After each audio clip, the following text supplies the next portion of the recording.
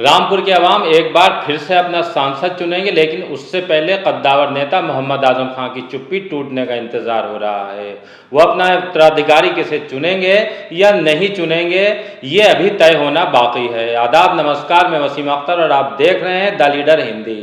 रामपुर में एक बार फिर लोकसभा चुनाव की बिसात सज चुकी है। वक्त बहुत कम है, 6 को नामांकन की आखिरी तिथि है, लेकिन उससे पहले अभी तक समाजवादी पार्टी ने पत्ते नहीं खोले हैं। ये तय नहीं किया है कि जिस सीट से आजम खान लोकसभा में पहुंचे थे, वहां से अब उनका उत्तराधिकारी या उनका विकल्प कौन होगा। इसके लिए आजम खान की तरफ ही उम्मीद भरी नजरों से देखा जा रहा है। लेकिन जिस तरह से आजम खान और समाजवादी पार्टी के राष्ट्रीय अध्यक्ष अखिलेश यादव के बीच बातचीत बंद है, अभी तक जब से वो जेल से छूट कर आए हैं, कोई ऐसा सबूत सामने नहीं आया है जब दोनों नेताओं ने किसी प्लेटफॉर्म पर बातचीत की हो। आजम खान फिलहाल दिल्ली के सर गंगाराम अस्पताल में भर्ती हैं और उनका वहां इलाज चल रहा है। जिस तरह से 6 जून नज़दीक आती जा रही है, उसे लेकर रामपुर में तमाम तरह की चर्चाएं चलने लगी हैं। सबसे बड़ी चीज़ यही है कि आजम खान इस चुनाव में किस तरह से हिस्सा लेंगे। उनके परिवार से कोई आएगा या परिवार से बाहर का व्यक्ति चुनाव लड़ेगा।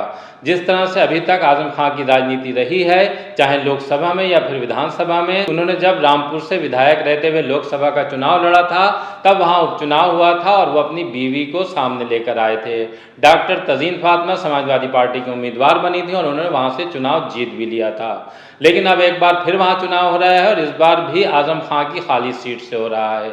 उन्होंने लोकसभा से इस्तीफा दे दिया है और वो विधानसभा में ही रहेंगे, ये मोटे तौर पर पहले ही तय हो चुका था। अब उनकी जगह समाजवादी पार्टी से कौन उम्मीदवार मैदान में आएगा, इसका इंतजार बना हुआ है। तमाम बातें हो रही हैं, उसमें यह भी है कि जिस तरह से आजम खान की सेहत साथ नहीं दे रही है, वो इस मामले को लेकर चुप्पी साधे हुए हैं। अगर 6 जून तक आजम खान दिल्ली में ही रहते हैं, तब ये साफ हो जाएगा कि लोकसभा चुनाव वहां उस तरह का नहीं होने जा रहा है जिस तरह की आजम खान के जेल से बाहर आने के बाद उम्मीद की जा रही थी।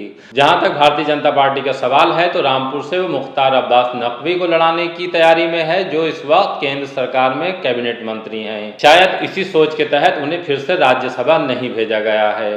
कांग्रेस की बात करें तो कांग्रेस से पूर्व सांसद बेगम नूर बानो एक बार फिर आ सकती हैं, लगभग इसकी तैयारी हो चुकी है। अगर हम रामपुर लोकसभा सीट की बात करें तो सबसे ज्यादा ये नूर महल के पास ही रही है। नूर महल जो रामपुर में कांग्रेस का संचालन केंद्र माना जाता है, लेकिन जिस तरह की परिस्थितियां कांग्रेस में चल रही हैं, नूर महल की बात करें तो जो बेगम नूर बानो के साहबजादे हैं काजिम अली खां उर्फ नवेद मियाँ और उनके बेटे हमजा मियाँ, दोनों ही विधानसभा का चुनाव हार चुके हैं। कांग्रेस जिस तरह से कमजोर हो गई है रामपुर में नहीं बल्कि यूपी की बात करें तो ज्यादातर जगहों पर उसके कैंडिडेट की बुरी तरह से हार हुई थी। अब एक बार फिर लोकसभा का चुनाव सामने है, तो कांग्रेस कितनी मजबूती के साथ ये चुनाव लड़ पाएगी, ये साफ दिख रहा है। आजम खान भले ही चुप है, लेकिन समाजवादी पार्टी में कुछ नामों का चर्चा हो रहा है। उसमें एक नाम बरेली के पूर्व मंत्री भगवत चरण गंगवार का भी है। वो नवाबगंज से चुनाव लड़ते हैं। इस बार भी उन्होंने विधानसभा का चुनाव नवाबगंज से लड़ा था, लेकिन वो हार गए हैं। आजम खान से जिस तरह के उनके रिश्ते हैं, उन्हीं रिश्तों की बुनियाद पर उन्हें रामपुर से चुनाव लड़ाने की बात चर्चाओं में तेजी पकड़ रही है। लेकिन आजम खान के मन में क्या है, ये किसी को पता नहीं है। कुछ और नाम भी चर्चा में है, उनमें एक नाम स्वामी प्रसाद मौर्य का भी है। स्वामी प्रसाद मौर्य को लेकर ये माना जा रहा है कि शायद आजम खान उनके नाम पर तैयार नहीं होंगे। लेकिन जिस तरह से भगवत चरण गंगवार की बात है, तो भगवत चरण गंगवार से चूंकि आजम खान के अच्छे रिश्ते हैं, इन अच्छे रिश्तों की बानगी वक्त वक्त पर दिखाई भी दी है, जब आजम खान भगवत चरण गंगवार के लिए समाजवादी पार्टी में ढाल बनकर खड़े हो गए हैं। अब चूंकि भगवत चरण गंगवार चुनाव हार चुके हैं और एक चर्चा ये भी है कि आजम खान उनसे कह चुके हैं कि किसी न किसी शक्ल में उन्हें मजबूती दी जाएगी। अब ये मजबूती किस तरह से दी जाएगी, ये आजम खान को ही तय करना है और इसका रास्ता उन्हें ही बनाना है। बहुजन समाज पार्टी इस बार रामपुर के चुनाव में हिस्सा नहीं लेगी।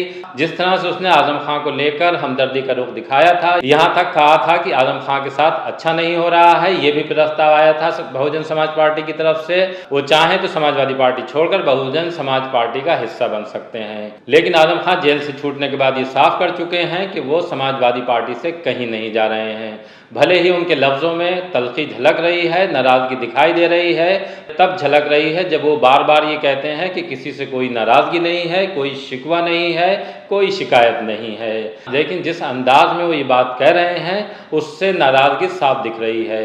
बहरहाल ये नाराज़गी दूर होगी या नहीं होगी, आज़म खां इस चुनाव में अपनी तरफ से प्रत्याशी पेश करेंगे या ये काम समाजवादी पार्टी के राष्ट्रीय अध्यक्ष अखिलेश यादव को करना पड़ेगा, ये जल्द ही तय हो जाएगा। क्योंकि नामांकन की आखिरी तिथि 6 जून है। उससे पहले भारतीय जनता पार्टी के साथ समाजवादी पार्टी को भी पत्ते खोलने पड़ेंगे, अब चाहे अंजाम चुनाव का जो भी हो। लेकिन एक बात साफ दिखाई दे रही है कि समाजवादी पार्टी में जो बरेली और रामपुर का रिश्ता है वो मजबूत हो सकता है।